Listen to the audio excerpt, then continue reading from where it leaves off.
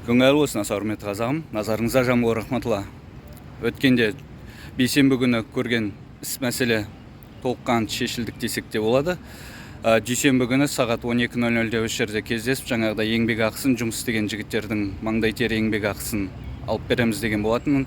Қазір 2 жұмыс атқарған болатын, соның үлкен суммасы алынды. Енді келесі кіші суммасы осы аптаның соңына дейін берілетін болады. Соны сіздерге атқарылып жатқан, жүгіріп жатқан, шапқылап жатқан істеріміздің нәтижесі болып жатқан айтайын деген едім. Жас жігіттерге, жалпы ағайындарға жұмыс істейтін осындай келісімшарт міндетті түрде жасаңыздар, қолдарыңызда қағаз болу керек. Орыстар айтады, чем больше бумаги, тем чище бірдеңе дейді. Өздеріңізде мағынасын түсіндіңіздер. Қағаз көп болған сайын оның 2 мағынасы бар. Барлық жағы таза болады. Байланыста боламыз. Істеріңізге сәттілік. Жамбыл рахматулла.